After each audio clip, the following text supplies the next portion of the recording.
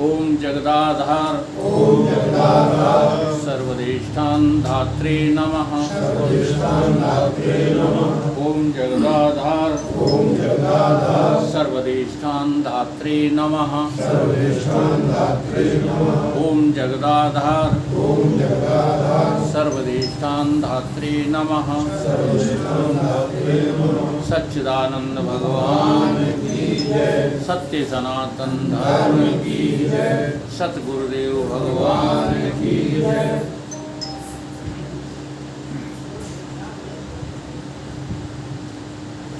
आदिगुरु शंकराचार्य का एक सूत्र है,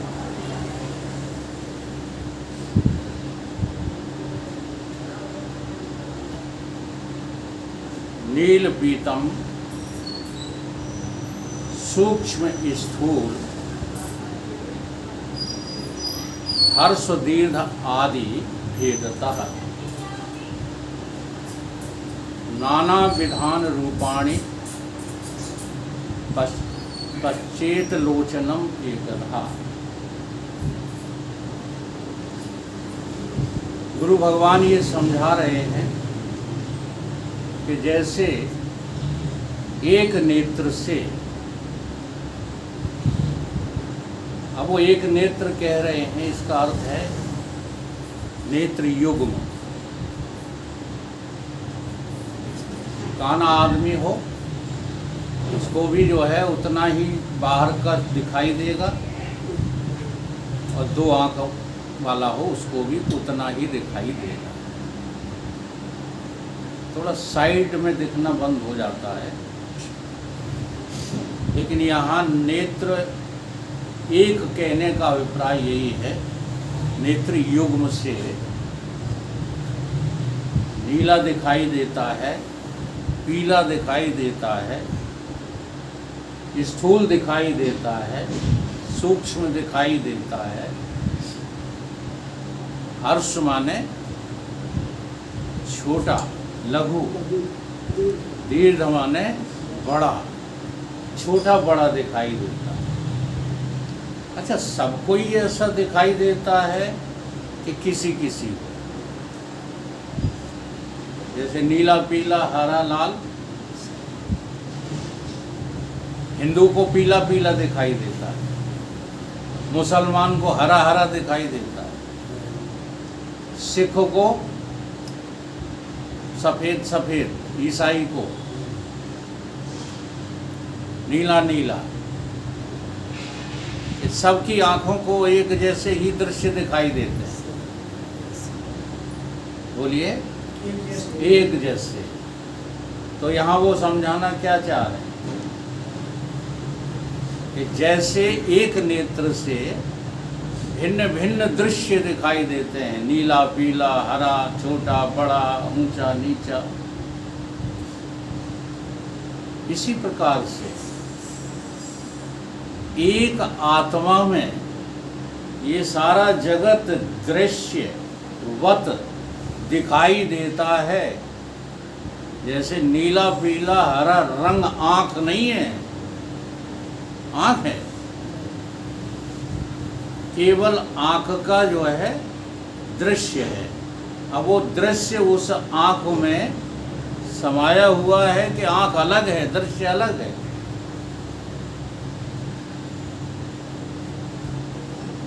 दृश्य अलग है, आंख अलग है। क्या अनुभव है आपका कि आंख है वही दृश्य है? क्या लगता है? तो ये दृष्टांत लिया है उन्होंने। समझाना क्या चाहते हैं कि ये जगत जो आपको नाना विधान रूपाणि, नाना विधान रूपाणि माने भिन्न भिन्न नाम रूपों में जगत तुम्हें जो दिख रहा है, ये वास्तव में तुमसे अभिन्न है, तुमसे ये कहीं भी भिन्न नहीं है।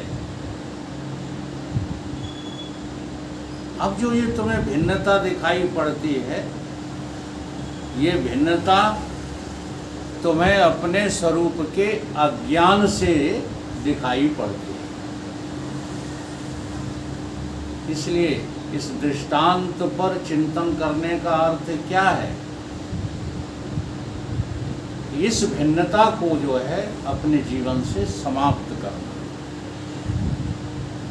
और ये भिन्नता ही तो हमें मजबूर कर देती है अपने को श्रेष्ठ मानने के लिए, दूसरे को निकृष्ट मानने। अगर ये भिन्नता नहीं है तो कहीं कुछ है। जैसे परमात्मा की याद करो, परमात्मा के स्मरण से सारे संसार में मंगल ही मंगल है। अब परमात्मा के विस्मरण से सारे संसार में अमंगल ही अमंगल है। ये किस अर्थ में बात कही गई? एक बात और इसमें जो है समझने की है। हमको जब ये कहा जाता है कि तुम कभी भी जो है कहीं चलो तो परमात्मा का सुमरण करके चलो, परमात्मा का सुमरण करके चलोगे तो कभी आपका अशुभ नहीं होगा। हमने इसको किस अर्थ में ले लिया? हमने इस बात को इस अर्थ में ले लिया कि परमात्मा का मुंह से उच्चारण करो। ठीक है, मैं अपनी बता रहा हूँ, आप लोगों की जानता नहीं हूँ।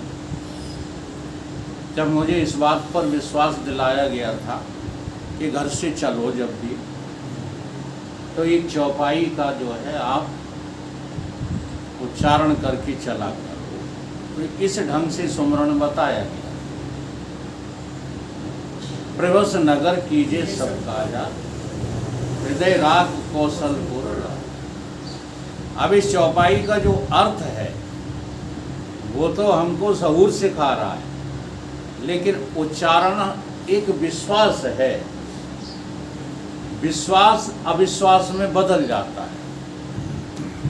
लेकिन परमात्मा की याद होगी तो फिर संसार में कुछ मंगल अमंगल होगा ही नहीं। तो इसको याद नहीं कहते। अब मैं जब भी चलता था, प्रवस नगर कीजिए सब काजा, हृदय राख कौशलपुर राजा। बहुत दिनों तक तो सुबह ही सुबह हुआ। एक दिन की घटना, बड़ी तैयारी के साथ प्रवस नगर कीजिए सब काजा, हृदय राख कौशलपुर राजा। घर से चले तब भी जो है पैर छूटे, हृदय राख कौशलपुर राजा। जैसे ही बस आई तो बस में भी जो है पहले बस के पैर छू लिए, प्रवस नगर कीजिए सब। और जैसे ही चढ़े बस में तो वो जो कंडक्टर ने ये नहीं ध्यान दिया कि खिड़की पर मेरा हाथ रखा है और मैं चौपाई रट रहा हूँ और खिड़की छोड़ दी उसने। 5 उंगली छिन्न भिन्न हो, खून की धार हो। अब बताओ, ये प्रभु का स्मरण अमंगल कैसे कर रहा है? ध्यान दो इस बात। जगदीश जी हमारे बैठेंगे मोटरसाइकिल, उनसे कहा बैठ लो, सही करेंगे। चुप चुप चुप चुप चुप। इसको प्रभु स्मरण नहीं कहते। अब देखो जहाँ बात कही गई है, हम लोग बहुत बुद्धू हैं। जो बुद्धि हमको जो है परमात्मा के लिए मिली है वो हम संसार में लगाए रहते हैं। परमात्मा का स्मरण का मतलब है अपने स्वस्वरूप में डूब जाना। परमात्मा का आपने स्मरण किया। और एक भाषा में और समझाते हैं संत लोग, याद है तो आबाद है और भूला है तो बर्बाद है। अब जैसे ही आपने स्मरण किया, किसका स्मरण किया? आत्मा का। क्या स्मरण किया? मैं आत्मा हूँ और कुछ नहीं हूँ।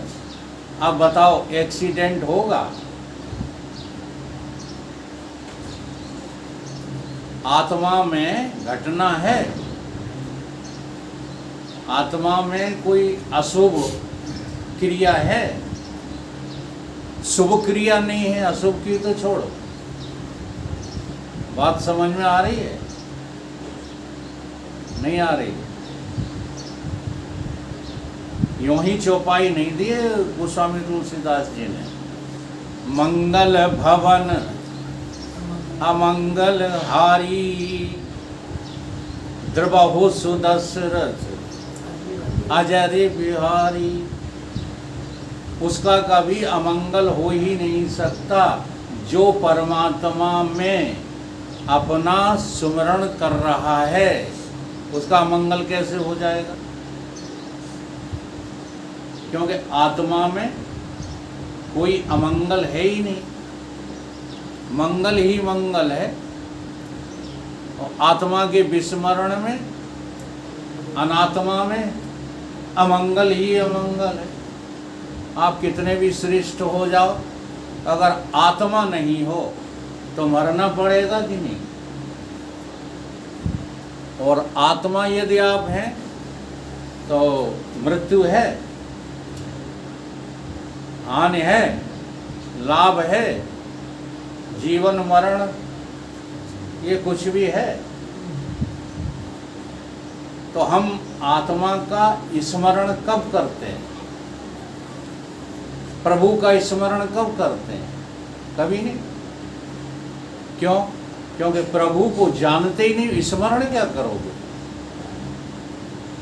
भाई? आपकी याद में वही बात तो आ सकती है जो आप जानते हो, जो आप जानते ही नहीं हो वो आपकी स्मृति में कैसे आ जाएगी? इसी को लेकर के कहा है वो श्लोक, स्मृति लब्धा परम शांति। आपके स्मरण में परमात्मा आता ही नहीं है, और उसका प्रमाण जो है 2 सेकंड में मिल जाता है। अभी अभी हम लवशंका गए तो जो जो स्मरण जिसको था सो चिड़ैयों की तरह चौंचे आने लगे। और परमात्मा की बात जब कहते पूछो तो मौनी बाबा बन जाते। ये क्या है?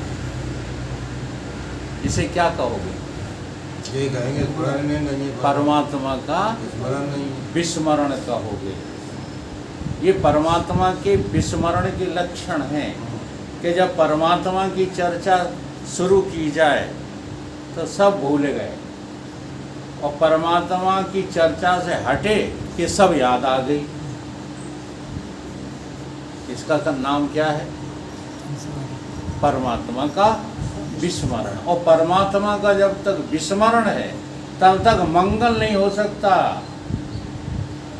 तुम चाहे जितना सुपर बने रहना, अभी लगता है ना सुख है, किसी को लगता है कि हम दुखी हैं।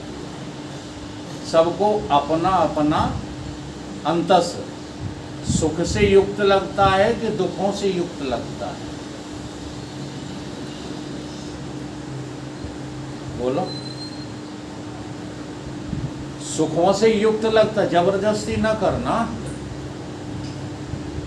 हाँ, इसमें कोई जो है कोई प्रतिस्पर्धा नहीं है, इनाम मिलने वाला नहीं है।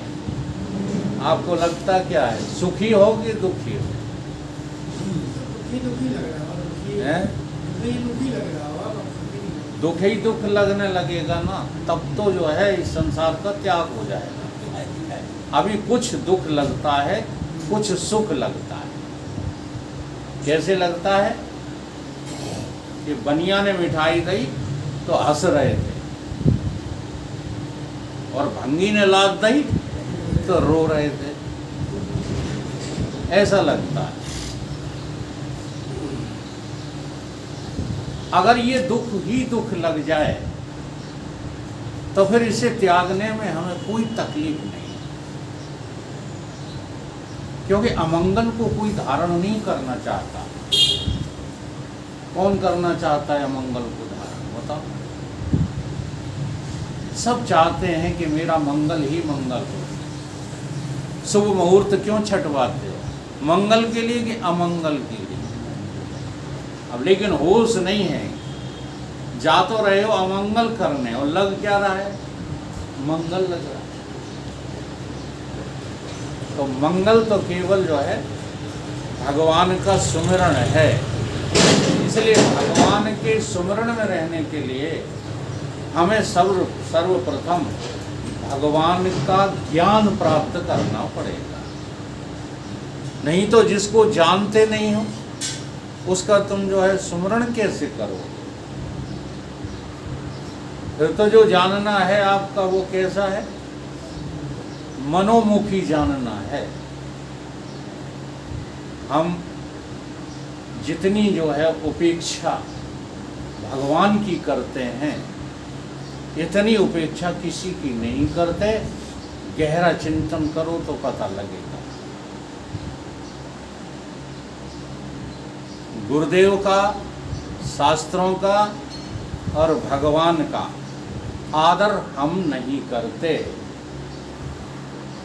इन तीनों का यदि हम जो है आदर करें, इनकी उपेक्षा करना छोड़ दें तो संसार से वैराग हो जाए। भगवान की उपेक्षा करते हो कि नहीं करते? ध्यान पूर्वक इस बात पे विचार करो। कदम कदम पर भगवान की उपेक्षा करते हो, कदम कदम पर। भगवान जो बात कह रहे हैं, गुरुदेव की वाणी जो बात कह रही है, उसका उल्लंघन कर जाते हो। तुम्हारे मन को जो वाणी अच्छी लग रही है उसका पालन करने लगते हो। ये भगवान की उपेक्षा नहीं है। अच्छा, भगवान तुमको कौन सा काम करते हुए नहीं देख रहा? जैसे गीता का एक श्लोक जो है बहुत प्रचलित है और हम लोग बोलते भी रहते हैं उसको, कर्मण्येवाधिकारस्ते मा फलेषु कदाचन। अब इसका अर्थ क्या है? इसका अर्थ ये है कि तुम कर्म करे जाओ, कर्मों में लगे रहो। लेकिन तुमने जो है क्या अर्थ निकाल लिया है? तो ये भगवान की उपेक्षा है कि नहीं? तुम्हारे भीतर बैठा हुआ भगवान ये कह रहा है कि हम तुम्हें कर्म बंधन से छुड़ाना चाहते हैं, इसलिए चिल्ला रहे हैं गीता के द्वारा कि तेरा अधिकार नहीं है। परंतु अपना अधिकार किस पे समझ रहा है? बोलो, कर्म फल पे अधिकार समझ रहे हो कि नहीं समझ रहे? ईमानदारी से बता दो, अगर कर्म फल पे अधिकार नहीं है तुम्हारा, ये तुम्हारी समझ में आ गया है, तो दुकान करना है, पैसा कमाने जाना है, धन संग्रह करना है, बता दो। तो भगवान के एक श्लोक का भी पालन नहीं कर रहे, ये भगवान की उपेक्षा नहीं है। ऐसे नहीं समझ में आता हो तो ऐसे समझ लो कि तुम्हारे हृदय में भगवान बैठा है कि नहीं। अब तुम कोई गलत काम करते हो, छोटे से छोटा भी, गलतियां तो बनती हैं, तो वो देख रहा है कि नहीं देख रहा? तुमने उसकी देखने की चिंता की? मान लीजिए किसी ने बगीचा लगाया है, वो भले नहीं बोलता है, तुम सत्संगी हो, तुमने उसकी बगीचे से नींबू तोड़ लिए। ये कोई कुछ कहे या न कहे, भगवान ने तुम्हें देख पाया या न देख पाया हो, ठीक है, और किसी ने भी तुमसे देख भी लिया हो, कब कुछ कहा नहीं हो, इज्जत करते हुए कि ये सत्संगी है, जरा याद करो तुम्हारे भीतर बैठा भगवान तुम्हें देख रहा है कि नहीं देख रहा कि ये चोरी है? तुमने उपेक्षा नहीं कर दी भगवान की? इतने अंतर्मुखी क्यों नहीं हो रहे हो? क्योंकि हमें भगवान से अभी लेना ही देना नहीं, बातें करते हो। अगर भगवान को पाने की जिज्ञासा जग जाए हमारे भीतर, तो हम उसके लिए प्रयत्न न करें। तो सबसे पहले आपने तो पूछा था आज प्रश्न, क्या करें? यही छोड़ो और क्या करो? जो करते रहते हो वो करना छोड़ो। कैसे छोड़े? कि भगवान के डर से। कहीं भगवान कहाँ देखेगा? कि तुम्हारे भीतर बैठा देखो। भगवान कहते हैं कि जगत हमने बनाया, और तुम कहते हैं नहीं, घर वाले तो हमारे। ये भगवान की उपेक्षा नहीं है। प्रार्थना करोगे, क्या करोगे? तेरा तुझको अर्पण क्या लागे। और एक प्रार्थना है, अब सौंप दिया इस जीवन का सब भार। सौंप दिया है। अगर सौंप दिया है तो करने क्या जा रहे हो? तो यहाँ मैं आपको क्या समझाना चाहता हूँ, भगवान की, शास्त्र की और सतगुरु की उपेक्षा करना बंद कर दो। अगर इनकी उपेक्षा बंद कर दोगे तो आप फिर उस परम पिता परमेश्वर को जानने के लिए यत्न करना शुरू कर दो। और जब तक इनकी उपेक्षा करते रहोगे तब तक भगवान भी कहता है तुम मेरा बिगाड़ क्या लोगे? बता दो। जो तुम्हारे भीतर बैठा सर्वव्यापी अंतरात्मा ज्यों का त्यों है, तुम उसकी उपेक्षा करके उसका क्या बिगाड़ लो? बिगाड़ लोगे। जैसे तुम कहते हो हमने सब झूठ मूठ किया था, भगवान की तो उपेक्षा करते थे, जगत को दिखाते थे। अच्छा, मंदिर बनवाते, देखो कितने बढ़िया उदाहरण है। मंदिर बनवाते हो और फिर उस मंदिर की आमदनी खाते हो, ये भगवान की उपेक्षा नहीं? बोलो। भले तुमने लाखों करोड़ों लगा दिए मंदिर में, अब उसकी आमदनी खा रहे हो तो भगवान की उपेक्षा नहीं? इसलिए मंदिर बनवाए जाते हैं। तो भगवान भी कहते हैं कि तुम झूठे तो हम भी झूठे, और तुम सच्चे तो हम भी सच्चे। तुम्हें और भगवान में कोई फर्क नहीं है। तुम सच्चाई का रास्ता अख्तियार कर लो तो सच्चा भगवान तुम्हें 2 सेकंड में मिल जाए। तुम झूठे हो इसलिए वो भी टिली लिली कर देता, वो भी झूठ कहता। तुमने नहीं किया तो हम काहे के लिए तुमको सहयोग करें? इसका एक दृष्टांत है बहुत बढ़िया। एक साधु महात्मा एक घर में जाकर रुके। हाँ, साधु ज़्यादातर घर में ही घुसते हैं। 2 तरह के साधु होते हैं। एक घुसते हैं बाहर वाले घरों में, वो भी साधु ही होते हैं। जी हाँ, बिना पूछे चले आएंगे। और इनको पर्दा लगे, इनको पर्दा ना आए। साधु ऐसे घुसैया मैंने थोड़ा शब्द चेंज कर दिया।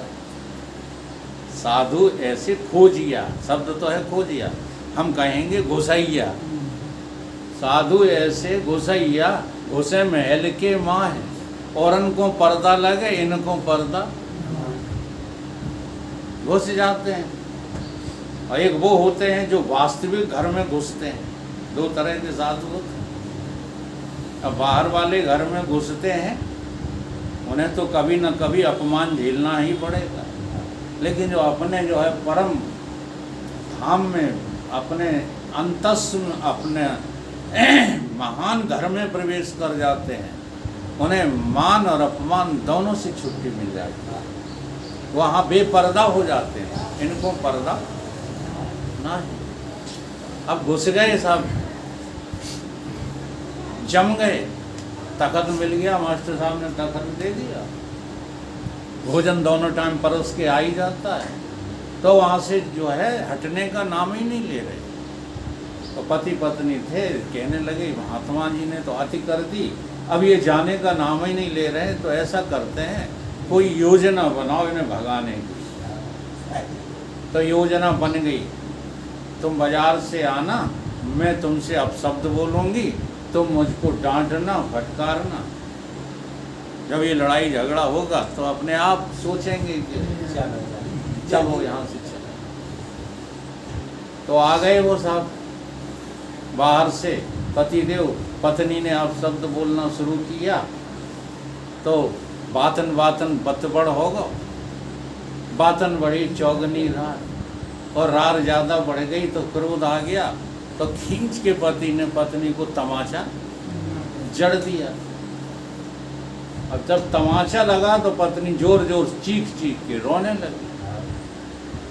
अब जब इतना बवंडर हो गया तो साधु को भी सोचने पर मजबूर होना पड़ा कि मेरे कारण से ये विचारों की गृहस्थी में जो है विघ्न पड़ रहा है, चलो यहाँ से रवानगी लो, और झोला टांगा और चल दिए बाहर की तरफ। दोनों ने देख लिया कि ये तो चले गए, लेकिन वो थोड़ी दूर चले होंगे, एक विचार आया कि हम इतने दिन रुके, स्नेह हो गया है इन प्राणियों से, बिना बताए नहीं जाना चाहिए, कम से कम इनको बता करके तो जाए। तो साधु लौट पड़ा, और जब लौट के दरवाजे पे खड़ा हुआ आके तो सुन रहा था वो क्या कह रहा था।